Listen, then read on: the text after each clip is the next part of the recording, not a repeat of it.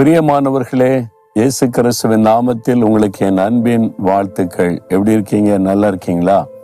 இது ஒரு முக்கியமான நாள், ஈஸ்டர் தின வாழ்த்துக்கள். இயேசு உயிர்த்தெழுந்த நாளை நினைவு கூறுகிற ஒரு நாள் இது. மரித்தும் உயிரோடு இருக்கிற ஒரே ஒருவர் இயேசு கிறிஸ்து தான்.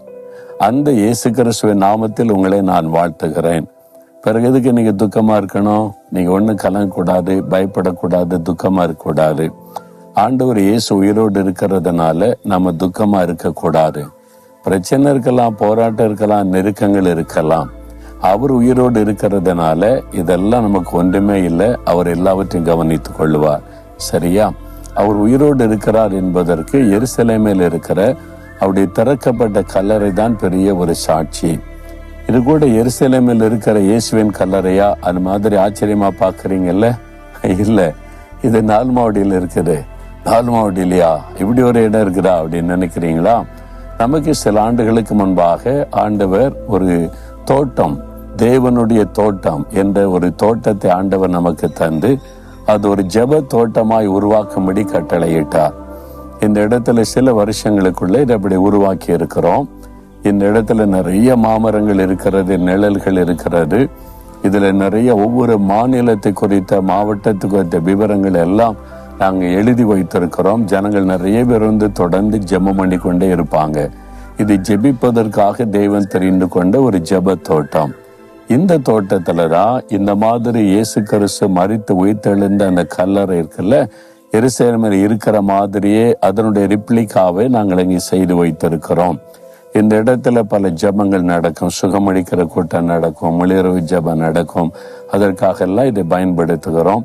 நிறைய ஜனங்கள் இந்த தோட்டத்துல வந்து காத்திருந்து ஜெபம் செய்வார்கள். நீங்க கூட நால்மாவடிக்கு வரும்போது இந்த தேவனுடைய தோட்டத்துக்கு வாங்க, அங்கே இந்த காட்சியை நீங்கள் பார்க்கலாம்.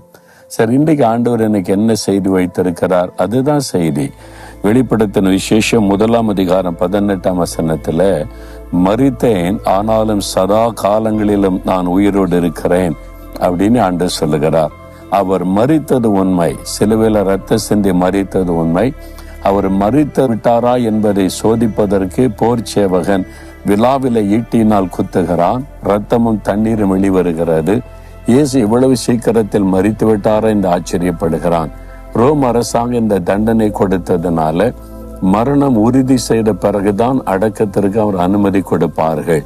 அப்பொழுது அந்த காலத்துல ரோம் அரசாங்கம் ரொம்ப ஸ்ட்ராங்கான அரசாங்கமே அந்த அதிகாரிகளை தீர்மானித்த பிறகுதான் அடக்கம் பண்ண அனுமதித்தார்கள். இயேசு மரித்தது உண்மை, அவர் அடக்கம் பண்ணப்பட்டது உண்மை.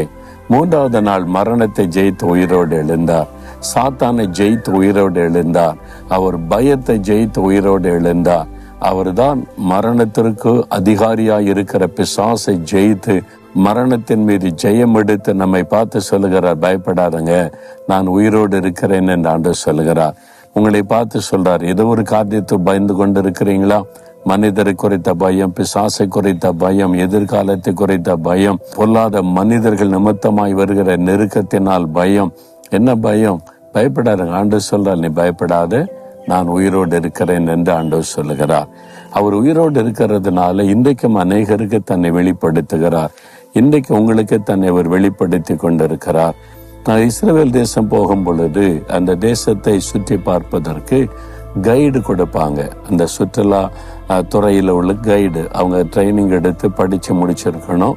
அவங்கள தான் அனுமதிப்பாங்க, அவங்கள நியமிப்பாங்க. ஒரு பஸ்ஸுக்கு ஒரு கைடு இருப்பாங்க. அவங்க தான் அந்த இடங்களெல்லாம் எங்களுக்கு எக்ஸ்பிளைன் பண்ணுவாங்க. ஒரு சமயம் நாங்கள் போயிருந்த போது எங்கள் ஒரு 50 பேர் போயிருப்போம். எங்கள் பஸ்ஸில் ஒரு கைடு எங்களோட இருந்து இடங்களெல்லாம் எங்களுக்கு எக்ஸ்பிளைன் பண்ணி காண்பித்தார். கடைசியில் ஒரு நாள் நாங்கள் வந்து அங்கங்கே ஜெபம் பண்ணுவோம், வசனத்தை தியானிப்போம், இதெல்லாம் கவனித்து கொண்டே இருந்தார். கடைசியாக ஒரு நாள் ஒரு ஹாலில் நாங்கள் கூடி ஸ்தோத்திர ஜெபம் செய்து அனுபவங்களை பகிர்ந்து கொள்ள வாய்ப்பு கொடுத்தோம். ஒவ்வொருத்தரும் ஒவ்வொரு அனுபவங்களை, இயேசு தங்களை சந்தித்த விதம், அதெல்லாம் அவங்க அனுபவத்தை சாட்சியா சொன்னார்கள்.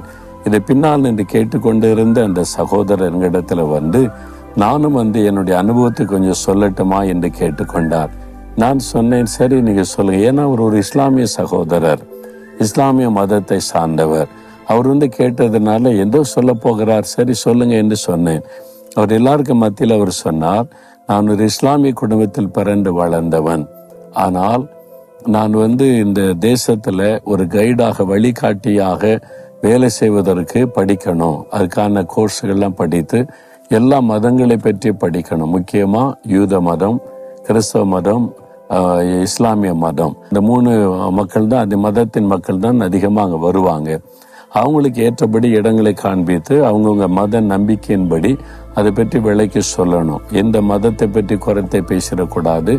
அது மாதிரி கரெக்டாக அவங்க கவர்மெண்ட்டே அவங்களுக்கு டீச்சிங் கொடுப்பாங்க. அந்த எக்ஸாம்லலாம் பாஸ் ஆகணும். அப்போ கிறிஸ்தவ மதத்தை குறித்து படிக்க ஆரம்பித்த போது இயேசுவை பற்றி அவர் படித்தாராம். அப்பொழுது அவர் சொன்னார், இயேசு சிலுவையில மரித்து உயிர்த்தெழுந்தார் என்கிறது என்னால் நம்ப முடியவில்லை. அது எப்படி? ஏன்னா இஸ்லாமியர்கள் நம்ப மாட்டாங்க இயேசு சிலுவையில மரித்ததை. மரிக்கிறதுக்கு முன்னால இயேசுடைய சீஷைகள் காப்பாத்திட்டாங்க, கொண்டு போயிட்டாங்க அப்படின்னு சொல்லுவாங்க. அதுதான் அவருடைய நம்பிக்கையா இருந்தது. ஆனால் இத்தனை உலகம் முழுவதும் இத்தனை கோடி மக்கள் இயேசு மரித்தார் திரும்ப உயிர்த்தெழுந்தார் என்று நம்புறாங்களே, வேதத்தில் அப்படி எழுதி இருக்கிறது உண்மையா? அது எப்படி உண்மையா இருக்க முடியும்? மரித்தாள் எப்படி உயிரோடு எழும்ப முடியும் என்பதாக யோசித்து கொண்டிருந்தார். ஒரு நாள் இரவு அவருடைய மனைவி பிள்ளைகள்லாம் நித்திரை பண்ணிட்டாங்க. இவர் எக்ஸாமுக்காக இந்த பாடங்களை ப்ரிப்பேர் பண்ணும்போது தனியாக உட்கார்ந்து இதை குறித்து யோசித்த போது, இயேசு உயிரோடு இருக்கிறாரா, அவர் உயிர்த்தெழுந்தாரா, இதெல்லாம் சொல்லப்பட்டது உண்மைதானான்னு யோசித்து கொண்டிருக்கும் போது திடீரென்று அந்த அறைக்குள்ள பிரகாசமான ஒரு வெளிச்சத்துல இயேசு நின்றார். ஒருவர் நிற்கிறத பார்த்த உடனே கண்கூடாக அவர் பார்க்கிறார். அதிர்ச்சி அடைந்தவராக இது யார் என்பதாய் கேட்டார். அவர் சொன்னார், நான் தான் இயேசு.